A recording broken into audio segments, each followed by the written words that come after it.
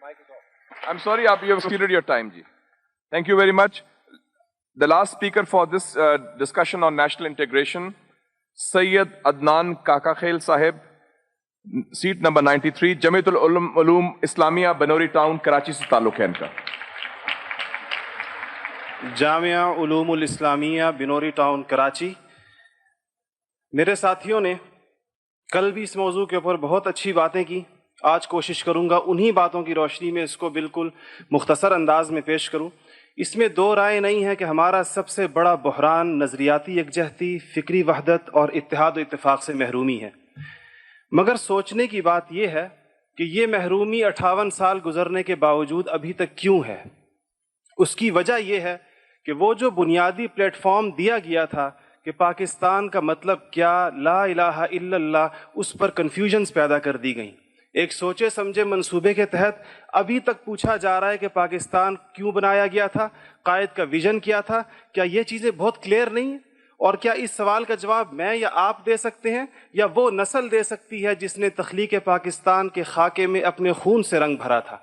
ये उनकी रूहों के साथ मजाक है, ये उनकी रूहों के साथ मजाक है, ये उनकी कुर्बानियों का मजाक है कि जी आप तो कट मरे, हमें समझ ही ना आया कि आपका मसला क्या था.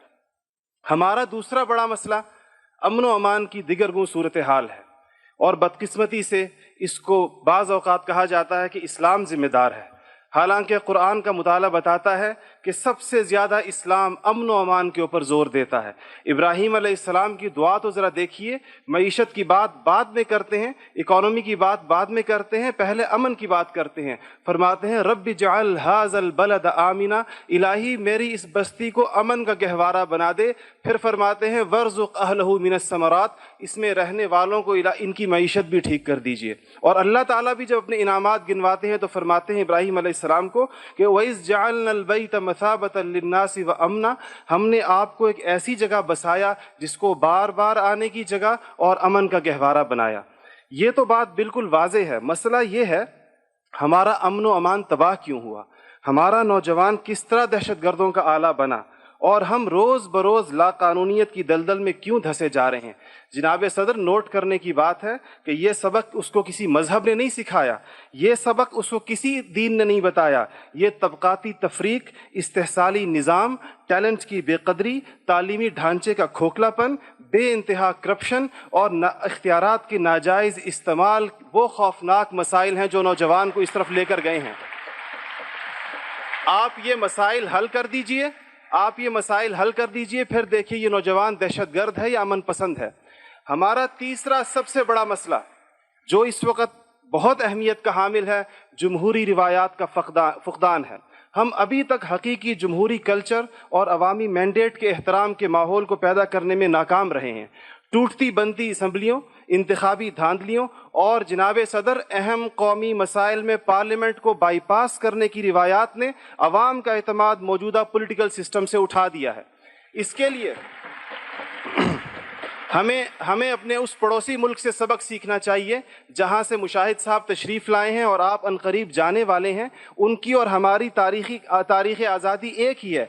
उनको और हमको हमें और उनको एक जितना वक्त मिला है, मगर उन्होंने अपने यहाँ जमहूरी अक़दार को इतना मजबूत कर दिया है कि हुकूमत कितनी नाकाम साबित क्यों ना हो जाए, कोई भी उफ्ताद टूट पड़े, ये नहीं हो सकता कि फ़ौज बैरकों से निकले इक़्तिदार में आकर बैठ जाए.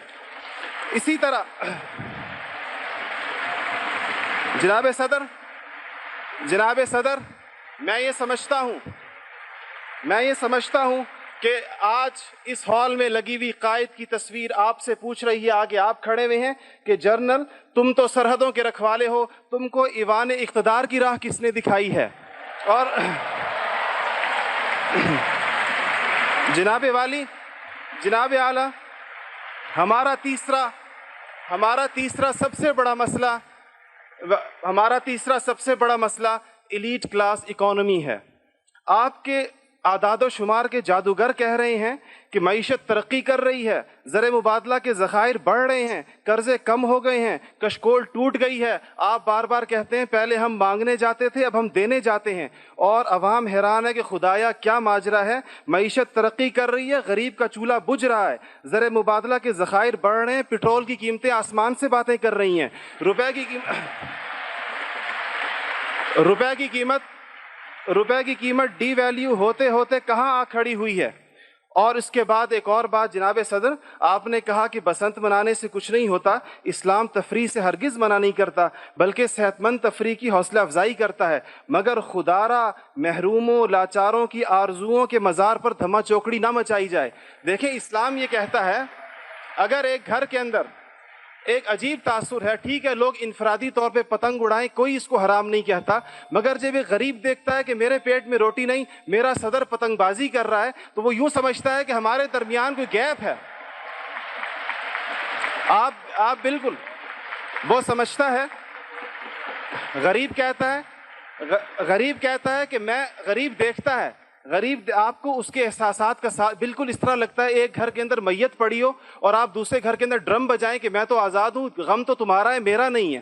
تو اس کو کوئی بھی اس کی اجازت نہیں دے گا, کوئی بھی مذہب کہے گا کہ نہیں, اس کا احساس کیجئے, اس کے اشک شوئی کریں, اس کو سینے سے لگائیے. اس کے علاوہ جناب صدر ایک بہت اہم بات جو ہم محسوس کرتے ہیں کہ بعض مسائل آپ کے لہجے کی کرختی کی وجہ سے خراب ہوتے ہیں. آپ بلوچستان کے عوام سے کہتے ہیں تمہیں ہم وہاں سے ہٹ کریں گے, تمہیں پتہ ہی نہیں چلے گا ہم نے تمہیں کہاں سے ہٹ کیا ہے. یہ چیزیں آپ قوم کے بڑے ہیں, آپ کو بالکل قوم سے اس انداز میں گفتگو کرنی چاہیے جس طرح آپ اپنے بیٹے بلال سے گفتگو کرتے ہیں. آپ کو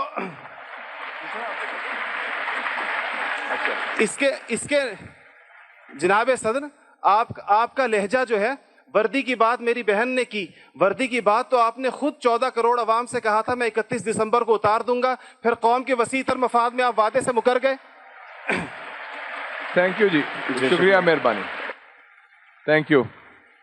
آپ کا ٹائم ہو گیا ہو جی.